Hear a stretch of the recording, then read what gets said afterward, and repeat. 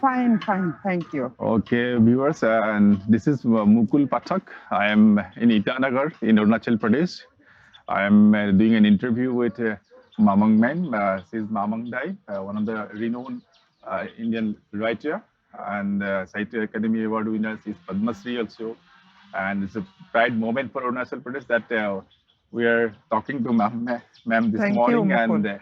And this interview is for the Echoes of Himalayan, Yeah, Echoes, Himalayan Echoes. and Huh. they're organizing an digital literary festival this year. You started your career as a writer. Hmm.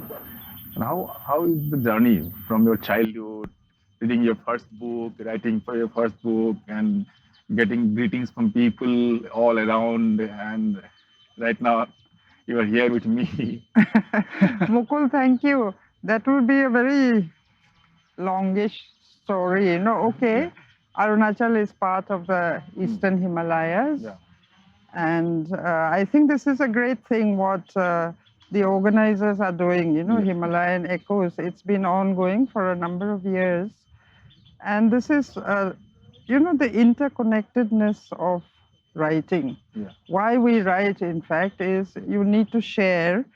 Each region all across the world actually have their, distinctive cultural traits. That is also ecology, ethics, politics. So when you put this into a body of writing, I think, and then you want to share. So basically, the link is this interconnectedness. And in this case, it's the mountain region. No? Right. CALM, CALM, the acronym, I think, is culture, literature, art, mountains. No? So I think this is a great thing. My journey as such is, there's really nothing much to talk about, Mukul. We were reading books from childhood and then we wanted to write.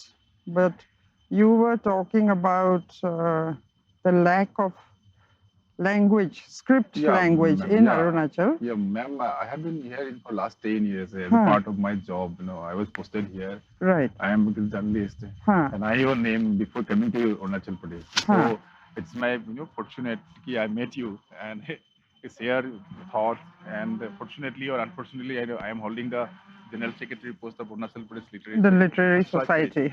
And yesterday she is the president, and you are part of it. You are right, the founder member. Right. So I have learned that in the early stage, there is no literature here. It's oral literature. It was everywhere in Arunachal Pradesh.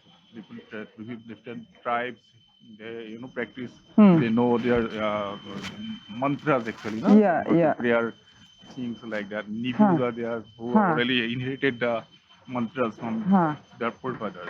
So from that form to words and using a language which is not commonly used by the tribal people of the state. You write in English, Right. but your mother tongue is Adi. So in that way, so it's a difficult thing because so far as I believe, that people think in their mother tongue, mother language. Thought come to our mind in our own language. Right. So, but when we are using another language, this is not ours. So you might be face the same thing.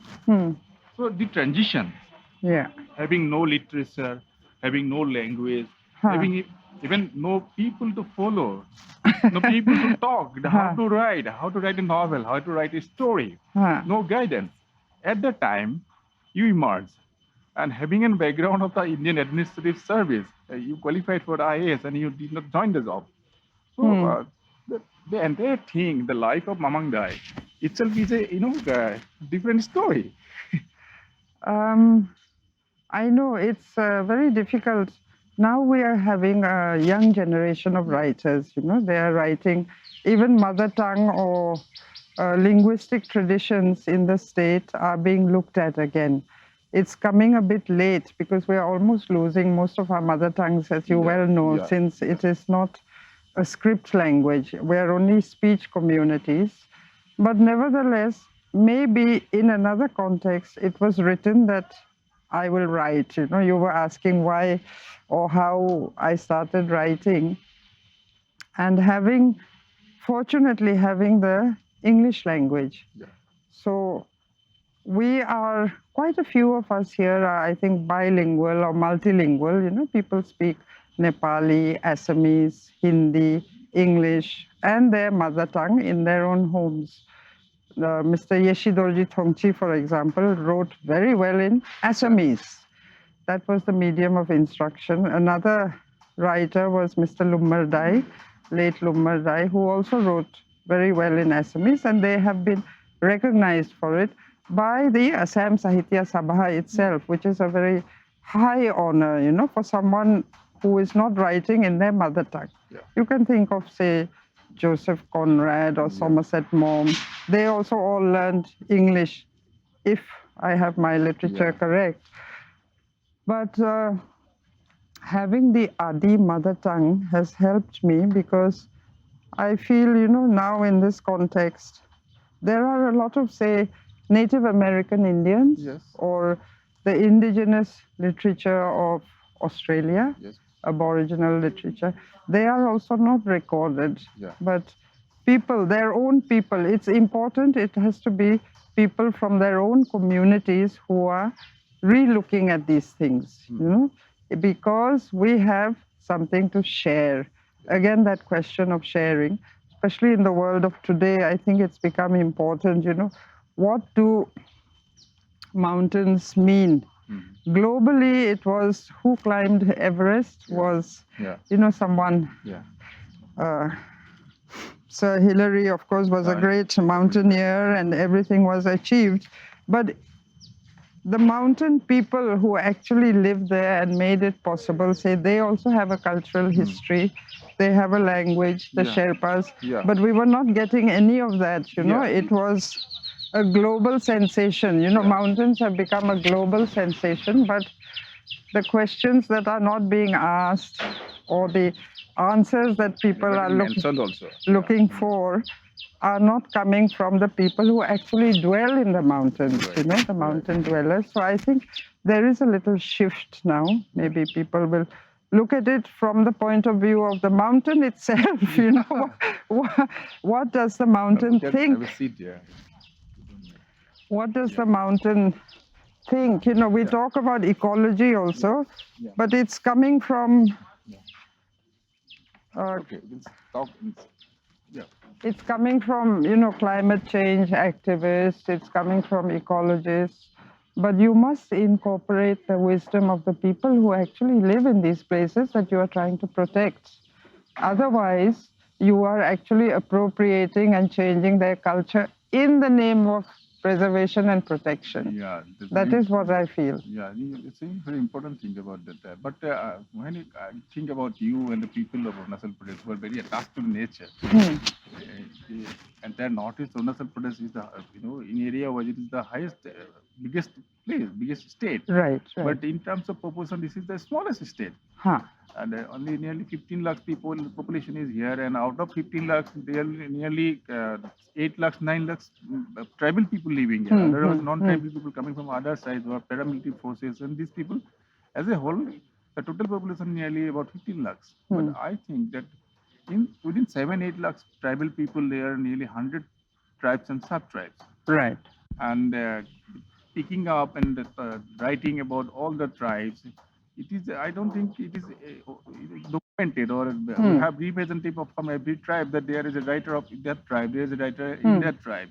Even there are so many tribes, maybe they never wrote a poem also. We don't have representatives, and there are so many places, so many things to do in near future. But when I think about you, you are very close to nature. Even in your writings, I have shown that you term moon and you term soil as a feminist, and people, some critics term you as an eco-feminist. And even you, I don't know why you, in a poem, I forgot the name, summer, I think, this summer. This this summer. The cicada song. Yeah. I wrote a line there. You're comparing him with a man, and in the same poem I read forgiveness. You are seeking forgiveness from butterfly. Hmm. So you compare butterfly, the kind of god or something that who can forgive you. Hmm. So this reflects how close you were with the nature. How do you think you incorporate in your writings? I don't know. See, when we talk about literature and we say, the region maybe has very little or mother tongue is not spoken, it's a problem. But actually, there is a very big body of indigenous literary tradition. I think all across India, the Northeast, to be specific, and then other parts of the world also. If you look at, if you go in depth, the Caucasus region, Siberia, the Viking, the Norse mythology, there is so much. India, of course, is full of it. In every state almost, you'll have different pockets of what used to be just performance art or storytelling, no, just the oral tradition, and maybe painting, dance, or singing. So likewise, even in Arunachal, we have this. So this was what is interesting to me. I think it's from temperament also. Yeah. As a person, you are inclined that way because you start by being curious, okay, Yes. and then you want to know more because Yeah. there's always more. And I'm not saying I'm a very good disciple or anything, you're ready to break the rules. Yeah. But as you go along the way, you're talking about ecology, conservation, nature. But when you talk to the people here, if you listen carefully, and it takes a lot of patience and over many years, you find they have a different take. We say our people are ready with an air gun and they'll kill everything that moves or eat it, Yeah. which is true up to a point when it becomes like a commercial gaming, hunting. Yeah. But otherwise, it was very deeply ecology based, Yeah. the whole culture, because you were living with the land. No, you couldn't get away from it. You couldn't fight it. You were born and you were going to die here. So it was not to dominate nature, but you Kind of preservation also. preservation also, but you're not surrendering also. Yeah. So you're Balancing it. balancing, and many things about. And I learned about the Aran festival. Na? Huh. People go to the jungle, but it is allowed only for 1 month. For Yeah, rest of the yeah. 11 months, people cannot hunt for that particular creature. So that balance was always there, I think. And then we're finding this in the epic narratives, of the oral tradition. And the more you look into it, myth and reality, it's very closely interwoven. Right. So that is what is fascinating for me to find out, because it is also giving you life lessons, to find out who you truly are, Yes. And even as a writer, maybe somewhere along the way, as you write and promote the land, and the land as a protagonist almost, and the land is the source of history, the myths of migration, memory, time. You were saying I'm fascinated with time and memory. Is it almost the same thing? Yes. What you remember Yes. is the time you have Yes. or had, that kind of thing. Then you might find some authentic core of yourself. What is your deepest belief? What are the things you value in life? And then our people say very calmly and quietly, almost as a joke, especially in the political contest, hey, you, be sure to wear your own heart, be true to yourself, basically. So if you can pick out those things, they're very interesting. It's just very interesting. I'm coming to your literature part. Which book you prefer? That this is the best thing I have, No, I haven't written anything best or anything, but I think poetry, even during the lockdown, it's just been turning towards poetry. I feel poetry is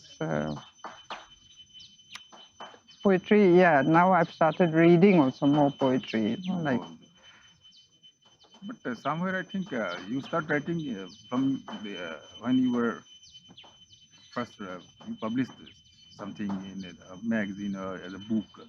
It was in 2004 or 3. 2004. I was writing also in school. I loved essays and exams and all Yeah. because you would have free reign, in the Yeah. examination hall. Nobody would be looking over your shoulder. Yeah. So you could just write. That kind of thing was there because.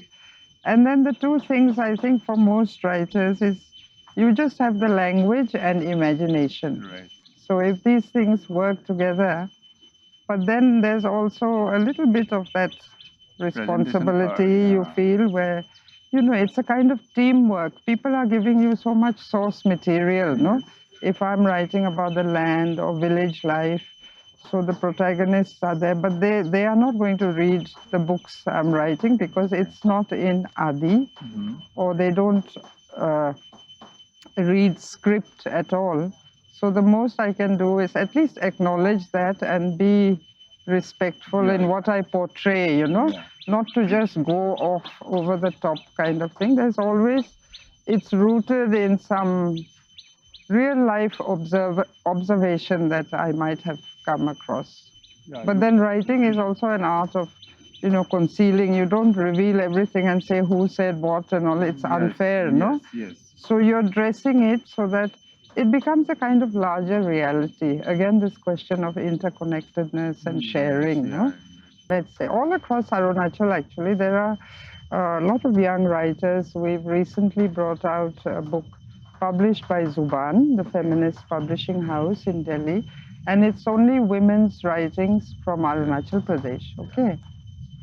They were doing a series, one from Manipur, one from Nagaland. Maybe more will follow from the other states. But this one was, I think, the first of its kind, really, because it was bringing in lots of young writers whom I didn't know also, but I was trying to cover the entire state and all the tribes, the different groups. So we managed that, even one poem, from each person. And the response was very good. And I think that is what is coming up, this relationship or a new creative space that is being created in the state. People shouldn't think, awards can be bought. Even when I first released Pensam here, I remember our chief minister then, he was very kind. He was saying, now you must get, we will tell the Sahitya Academy to give you the award or whatever, something like that, So it's just a case of, what people prioritize like that. And we are not here to do that. We just want the pleasure or the leisure of writing, So it doesn't matter about awards. But for young people, I think it's important to have this creative space where they can discuss. Then the people whom the land, the myths, the celebrations that you see will also be understood better. Maybe it'll be projected in several different ways. Already when people chant, it's being chanted in different interpretations, the same story, the origin myths of creation, everything. But I always tell, the shamans, I'm interested in the shaman culture. I say, what is the meaning of this? Why is it like that? And they're also very fine, they say, you may be making it more beautiful or you're trying to, you may be romanticizing it. But nevertheless, it is going out somewhere. It is opening a window, no? And I'm also trying to get to the truth of the story, or what were the core values that some singer in the past, some poet, one among all the people in the village suddenly wanted to sing and tell this great story, That is also something that we have to acknowledge, what happened in the past, So we are fine with that, They know I'm writing and they say, you have our mandate, you know English, go ahead. But more are coming out. So you'll have several interpretations of different narratives or different styles, even different genres, maybe science fiction. So it's a new boatload of history, stories that might be coming up. Sure. When you think about the future of literature in that's our this lit festival of Arunachal. festival of Arunachal, Huh. and even the That interview is with also a new thing new for the things state. coming, Huh. yeah. And but I think somewhere we have some problems. Like I don't know how you struggle to publish your first book. Many writers they don't have publishers. Even in Arunachal Press today, there is not a single publishing house is established till now. And there, as you said, there are so many budding writers. As you said, you have published a book of all the female writers, right? So, but somehow you managed that Juman came forward and they published the book. So, as you said, it is teamwork. You know, you need a publisher also. We have writers, and we have hundreds and thousands of contents here because it is a virgin place. I think to the writers also. The Arunachal is a virgin place. I think even for our own people, you know, discovering your myths or trying to understand them, it is also a way of research work that is still going on, actually, because you're looking at it in a different language, and we are transcribing it, you know, into a new alphabet. It's like setting new musical notes for a performance that was done in another way long time ago. But the thing is, tradition, it's always evolving, you know, it's not something that's fixed and rigid, no?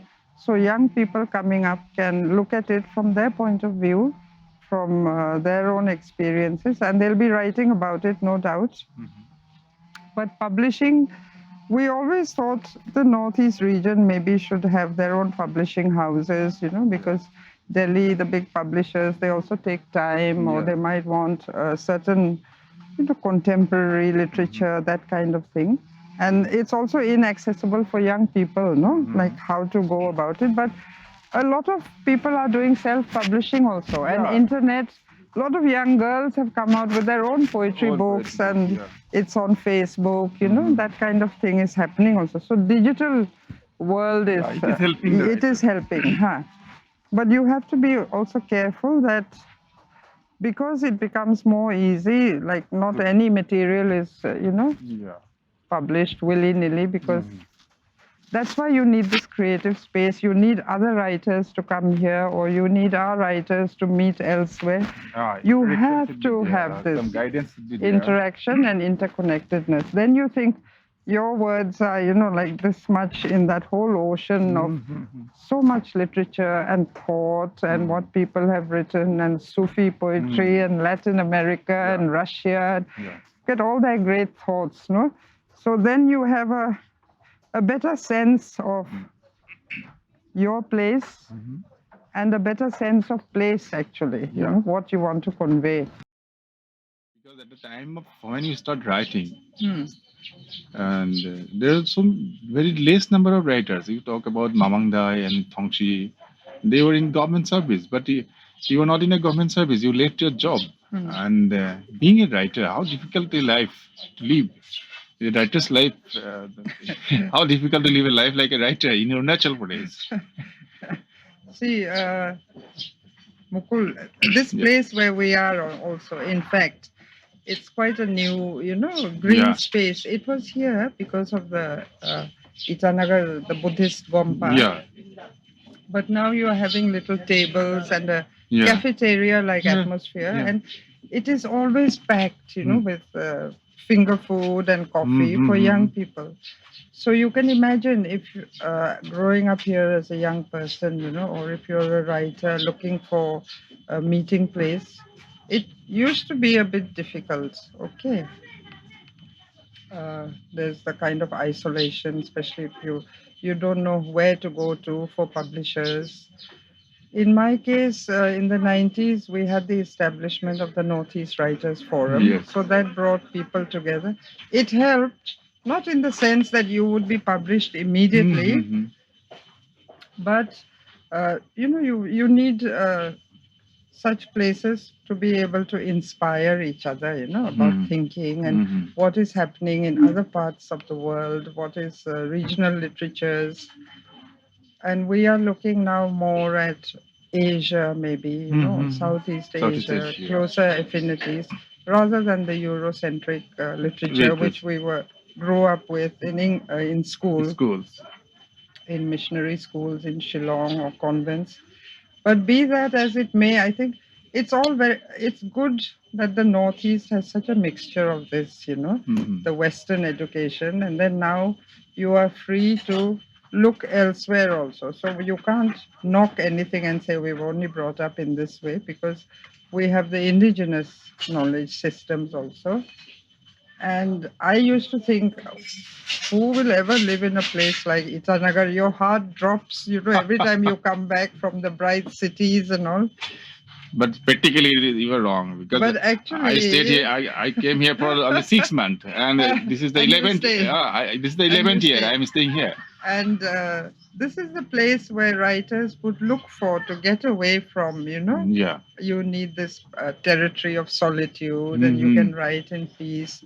But then you also need the support, food on the table, a place to stay, the greenery you want, all that kind of thing. Yeah. So basically, it's home, And another thing is, one of the developments, I used to think you can't get cut flowers in Itanagar, It's so nice to be in a place where you can buy a nice bunch of lilies or something. Right. But now it's all coming in, There are Yeah. florists, there are nurseries, Yes. everything. You can buy squid, octopus, the Yeah. cheeses that you took so much trouble to carry.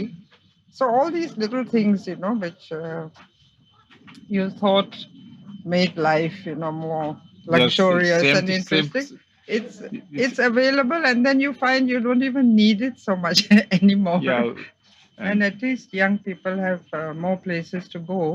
But along with that, it's all very fine. You can't stop development and say, no, we want to be very traditional based here, and we must keep our values intact. Values will only remain if you put it to the test with other values, that may be Right, coming in. right, Okay, so right. what is really important, if you're going to wear your own heart or not, as they say, that has to be tested though. Otherwise, definitely you will be wearing your own heart, Yeah, But yeah. it has to be tested against so many other influences.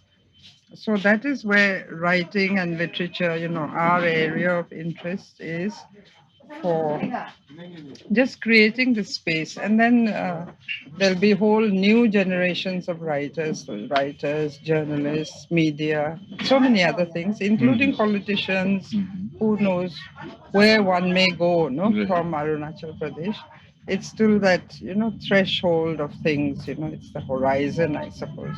That is what we hope for the state anyway. You said recently you were, more attached to poetry. And I listened one of your poetry in a literary session in DN College this year only, I think. It was regarding COVID pandemic.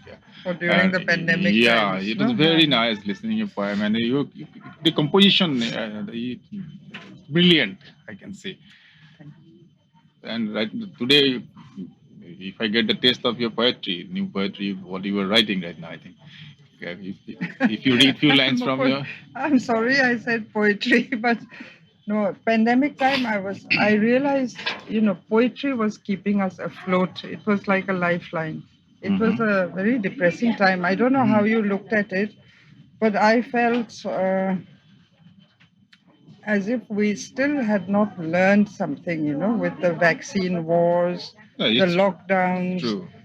People were looking at it almost from a wrong perspective in a Yes. way, because illness and injury, we've lived together since the history of mankind, okay?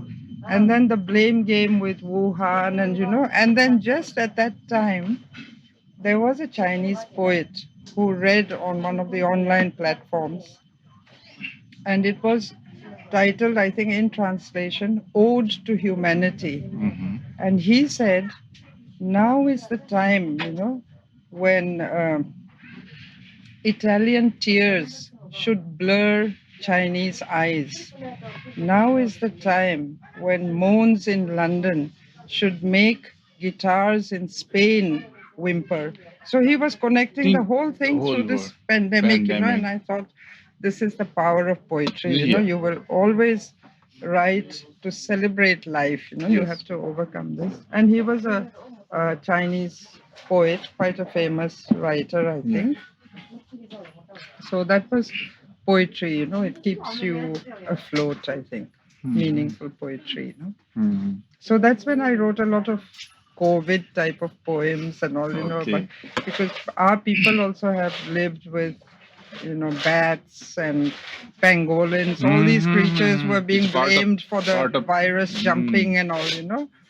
But it has never happened until you tip the scales, you know, something went off balance, or whether it was biological warfare, we don't know. But what is happening is we are tipping the scales with commercial hunting, whaling, you know, fishing, overfishing. Now you have great territorial waters wars in Europe and all, you know, the herring and so many things are coming in. But you see where the dangers are coming from, you know. And as you were saying about the COVID pandemic, it has some good news also for us. And the social media platforms and their digital age, and it connected people. It connected people. And it reminded us that we are not above anything. We may fall. The human race may fall. We should take care of it. No? So, in other sense, people of the world united somewhere. Yeah, definitely. Yeah. And then, you know, even the smog in Delhi cleared, you could suddenly see the mountains, that kind of thing. Little things like that. You remember the pandemic began with deer trotting along the streets of Australia or Sydney somewhere, that kind of thing, you know. Yeah. But in India, we still have elephants crossing the road. Yeah. Might have a leopard in the city. Yeah. That kind of excitement. But talking about truth and all, it's not a perfect society, definitely tribal society. Yeah, definitely. We have to admit, but there are viewpoints, and if it can be promoted, the best of things. But who will judge which is the best value, you know? Yeah, who will judge? So that way I'm quite liberal. My role is, you know, to write as a little witness, you know, of something that is happening and the human condition. I think if we realize that we all share the pathos of this human condition, then we can appreciate each other better, maybe. Or even if you hate or dislike, then you can think about it and, you know, maybe find it a little funny that you really dislike someone. That kind of feeling should be created, I There's think. nothing to shy away from the reality. The reality is reality. That's the thing. Thank you, I Mukul. would like to wind up this interview with you, ma'am. But before winding up this session, this interview, I just want to know that how you think you will be remembered, how you want to be remembered by people. God. Who knows what will happen? We may not even be remembered at all, no? I'm asking these questions because we remembered you. And we remembered you. That is why we are talking to you right now. And don't think like that you will not be remembered. We remember you. And thanks to Himalayan Echoes for giving us this opportunity. We talked about literacy. We talked about people of Arunachal Pradesh. We talked about the life of Mamang Dai here. And hope you enjoyed this show. Hope you enjoyed this interview. And meet you somewhere. Thank you.